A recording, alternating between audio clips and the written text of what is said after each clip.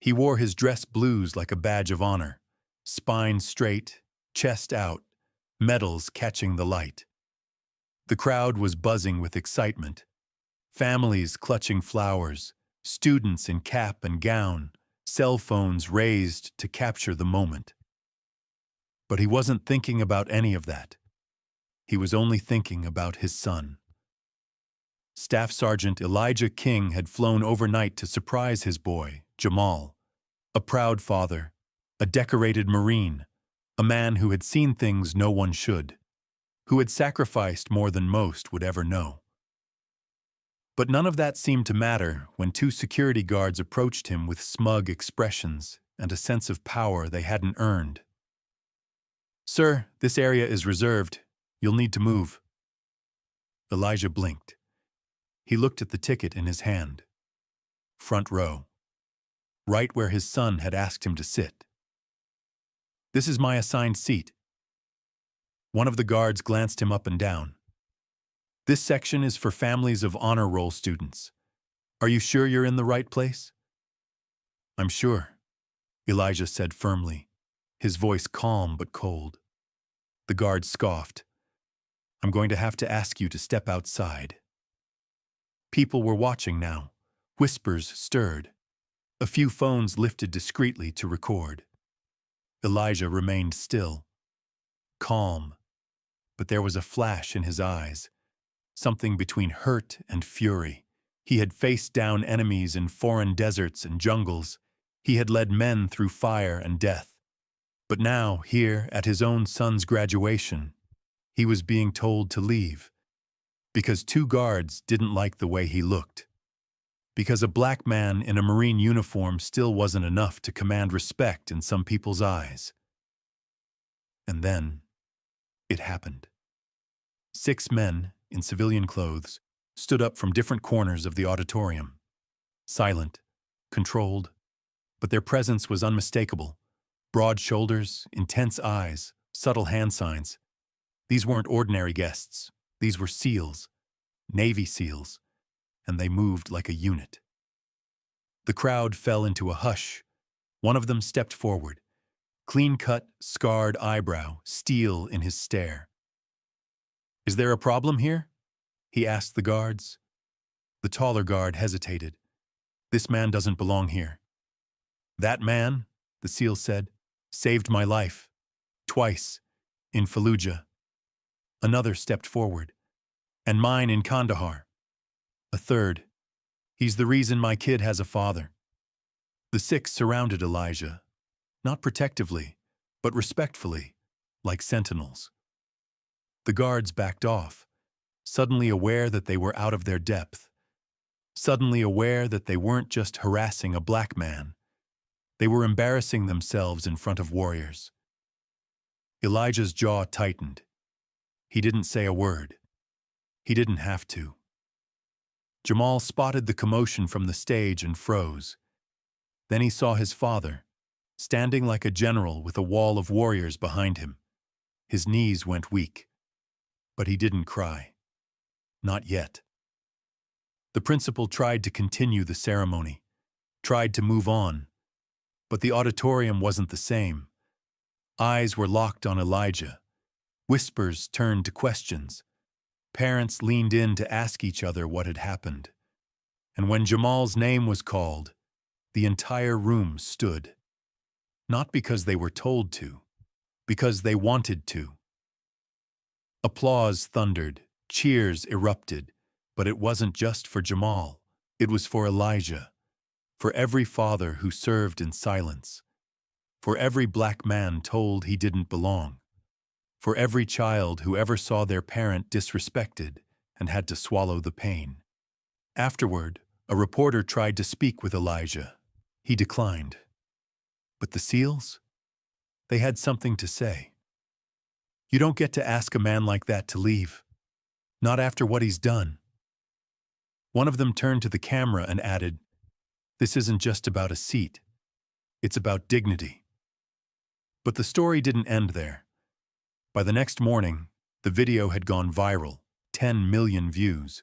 The headline read, "Decorated Black Marine Humiliated at Son's Graduation, until SEALs step in. People wanted names, and not just of the guards. They wanted Elijah honored. The school district scrambled to issue an apology, calling it a misunderstanding, but no one was buying it. Because the footage told a different story. The condescension, the dismissiveness, the silent assumption that a black man in a military uniform didn't belong up front. Veterans across the country chimed in. Some wrote op-eds, others made videos. One Vietnam vet said, "We were brothers in arms, but some things never change. Elijah deserves better." Military forums lit up with support. Hashtags trended. "Salute Elijah Shukdush Marine Dad. He belongs." Then came the invitations. Elijah was asked to speak at veteran events, to share his story on national news. He declined most. Not because he didn't care, but because he didn't need the spotlight. But one invitation caught his eye, an offer to be honored at the Pentagon's Memorial Day ceremony. When he arrived, he wore the same uniform, same medals. But this time, no one asked him to move. No one questioned his right to stand front and center. And as the crowd watched him take the stage, they rose to their feet again, because Elijah King had become something bigger than a moment. He had become a symbol, not of strength, but of silent dignity, of grace under fire, of the kind of pride that can't be stripped away by ignorance. Back home, Jamal framed the photo of that day. His dad standing tall, surrounded by SEALs, while the world watched. And underneath it, he wrote a single sentence. "My father never raised his voice, but the whole world listened." But the ripple effect didn't stop there. One of the guards, the younger one, quit his job a week later. He released a statement of his own. It wasn't polished. It wasn't prepared by a lawyer. He wrote, "I didn't just disrespect a Marine. I disrespected a father. I've done some thinking, and I'm ashamed. I'm enrolling in cultural sensitivity training, and I'm joining a local veterans outreach group. I'm sorry." Some called it damage control.